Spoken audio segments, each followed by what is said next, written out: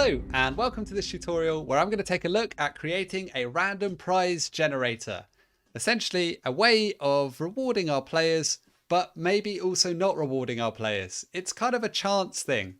And I wanted to make essentially a tutorial which talks about one of the ways that we can leverage something like the Tycoon starter template or even the Adventure starter template where your players are collecting currency and to offer them, as well as the shop, which comes loaded with those two starter templates, maybe offer them something where they can spend their money on something which could give them something of greater value or something of less value.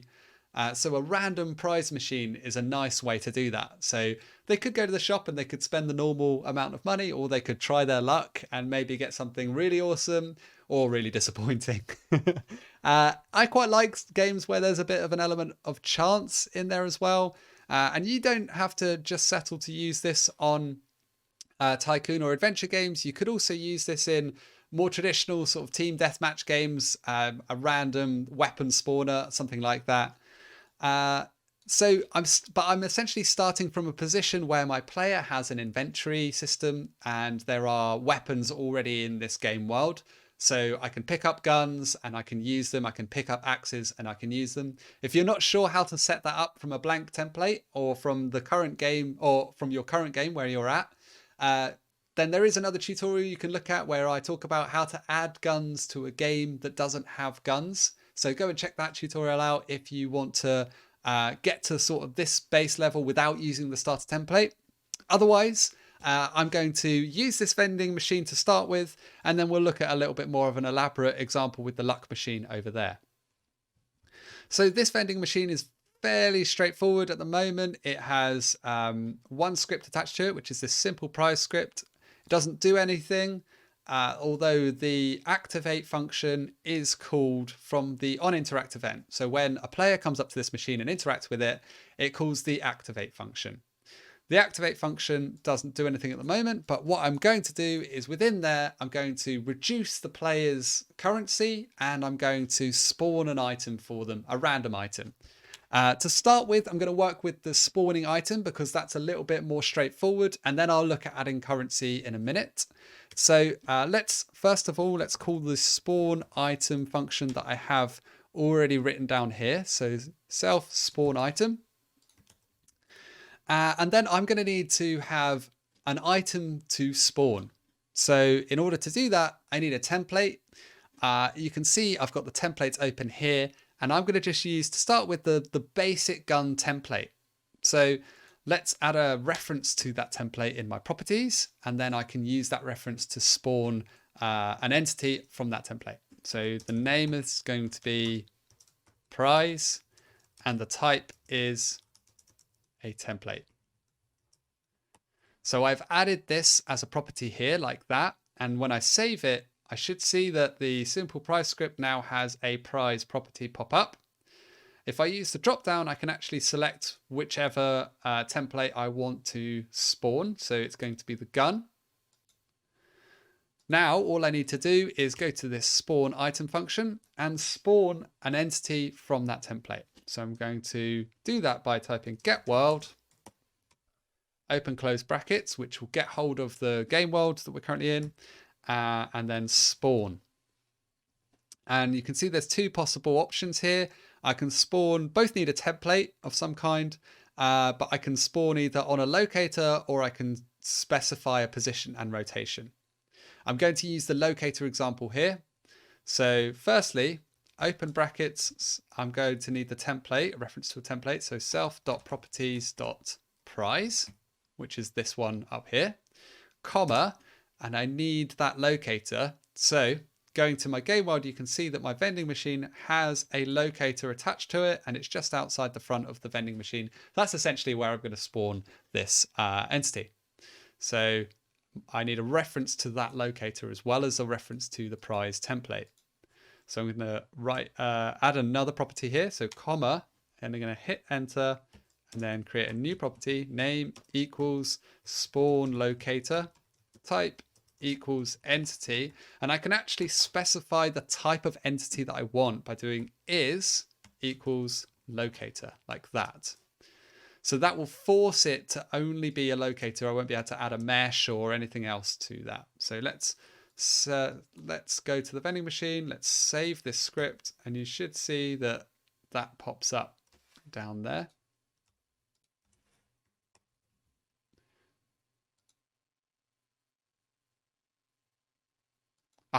It's not coming up down there because I left this half finished. So let's just finish this off.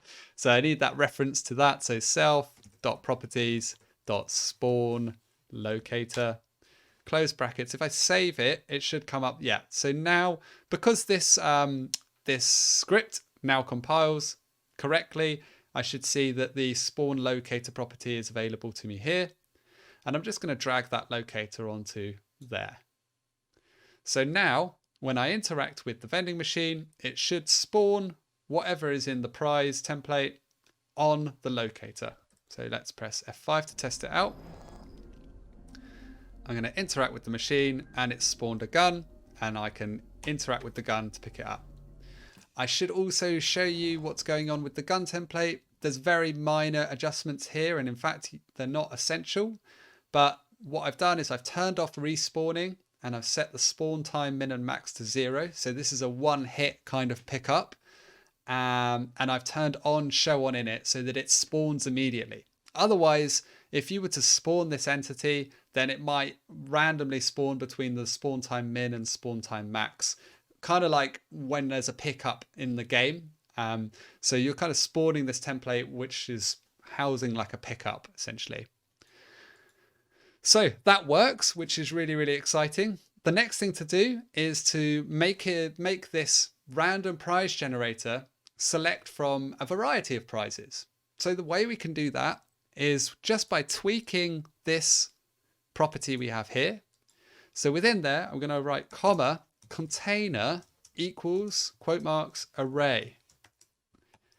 And so this is now changing the prize property.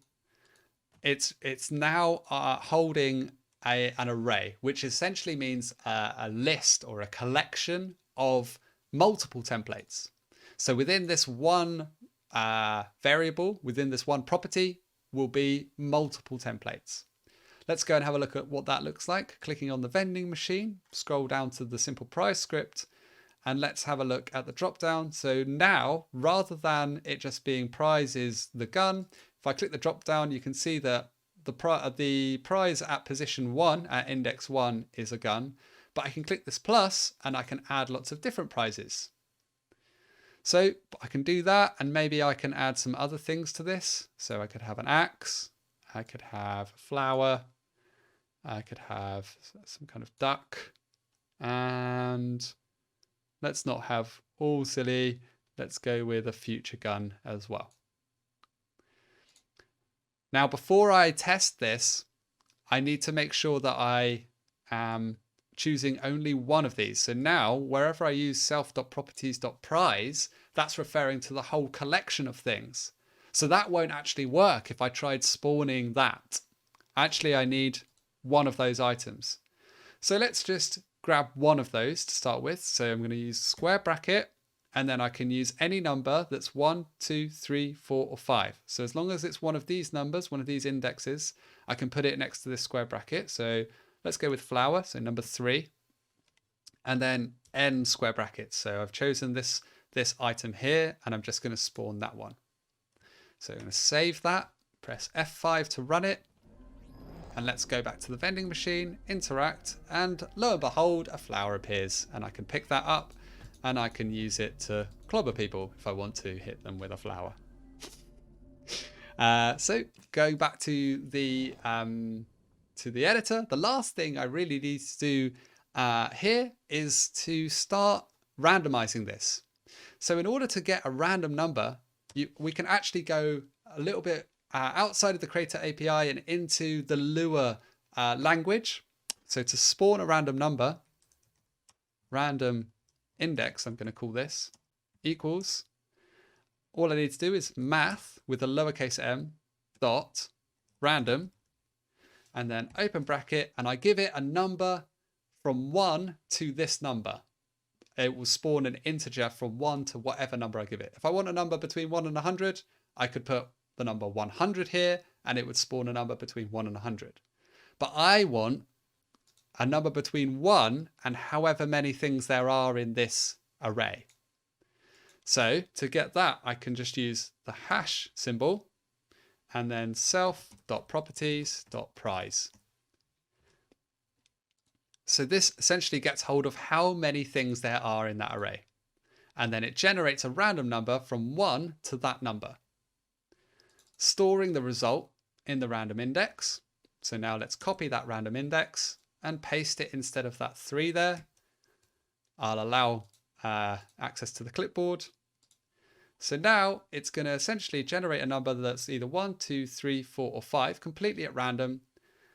And it will then, once it's generated that number, my code will spawn the item at that index in the game world on the locator. Let's save it and let's see whether that is what actually happens. So go over to this machine, press E to interact, and it spawned a duck. So I can pick up the duck. If I press E to interact, spawned another duck. It spawned a flower. Spawned another duck. Spawned an assault rifle. Another duck. An axe. And so on. So the last piece of the puzzle for my random prize generating machine is to take away some money from our player so that it costs them a little bit to play this game each time. So this is why I had a separate function from the spawn item function. Now, when I was searching for the best way to do this, the way I achieved it was by having a look at what the shop currently does. So if you're using a Tycoon game or a starter template, or you've had a look at the shop package, which you can get from the community. If you put in shop, you'll see that it comes up. Or it's in the adventure, adventure or Tycoon. So if we have a look at the player shop view, the shop view script is what essentially takes away money from the player. The first line of code we might need is this one here, which gets hold of the user's inventory script. And then if we go to the onBuyItem function, we can see that within here, there's this remove template. And essentially what that's doing is removing a certain amount of a certain template. So it's removing some currency, essentially. So they're 2 lines of code that we're going to need, but we're going to need to tweak them before they'll work with what we've got. So that said, I'm just going to copy that line there.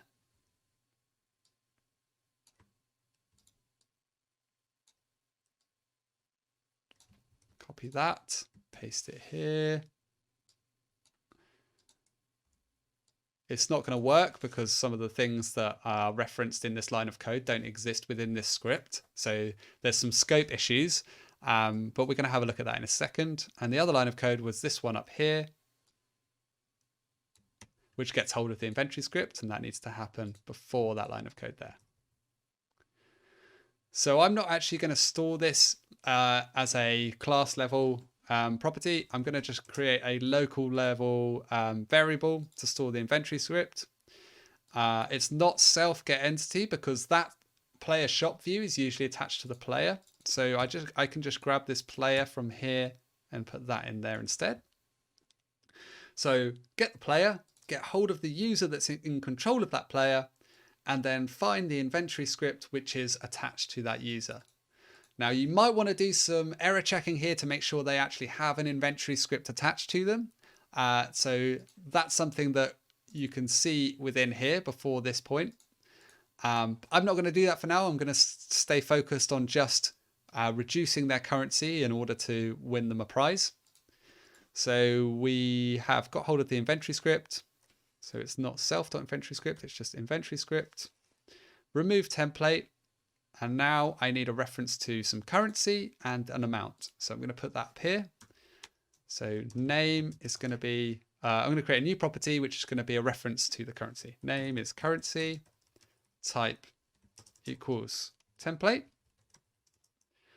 and name of cost type of number is going to be how much I remove from the player's currency when they interact with this vending machine. So I've saved that, and I should see that I've got some currency and cost. Now, if you're using one of the starter templates, you'll see that there is already a template called currency. If you have added the shop package, then you'll see the currency appears there. Otherwise, you might need to make your own template for currency. So we've got the currency, and I'm going to make it cost 1, whatever the currency is, in order to play this vending machine. So we have that, and now we're just going to replace these elements, these properties within here. So self.properties.currency. So whereas before it was relying on the properties within this script, I'm now making it rely on the properties within this script. So I'm just essentially taking something from the shop view script and implementing it within this one here. Self.properties.cost is how much it's going to cost. And so it's going to remove that much currency, this amount of that kind of currency from the player when they play this vending machine. Let's go to the vending machine, interact with it, and you'll see now that the coins has gone down to 99. So pick up the flour, let's interact with it again, and you'll see it's now 98, 97, 96, 95, and so on. So now we're costing our player some money to play the vending machine. Something that we might want to do before we spawn the item is just to see whether we have the right amount, or whether the player has that number of currency. So you'll see within here, if I scroll down to within the inventory item, player inventory script, user inventory script, we go in here and look for the function that I'm using here, which is the remove template. You can see it's checking if it's currency, and then it says, okay, have we got enough? And it actually returns false if we don't have enough currency. So we can leverage that. We can say local had enough currency. So we've got another variable here, and we're just storing whether the player had enough currency. And then we can do if had enough currency, then call the spawn item function. So that would be a way of adding a kind of a cost barrier. Let's just change our users so that they don't have enough currency. Going to the user inventory, defaults, let's set their currency to 0. Now when I interact with the vending machine, it's not spawning anything. So that would be a good opportunity to add some kind of UI which says you don't have enough money. But I'll leave that to you. That's essentially the crux of the random prize generator machine. Now, you can take what we've done there and you can amp it up a little bit. So I've added a lever, some smoke and some effects and a bit more excitement to this machine here. Yeah, so you can essentially make a random prize generator, which is a little bit more exciting than just the vending machine that you interact with and it just appears. Yeah, and hopefully that's been an interesting and fun tutorial. Check out more stuff to do with random. It's a really fun thing to add to your games and to make them a little bit different every time you play, and also to possibly upset the tables in a game where someone's winning or absolutely trouncing the other team. You can use it to balance things a little bit. Hopefully that's been useful. I really look forward to seeing what you do with it and some of your random prize generating machines in Crayta.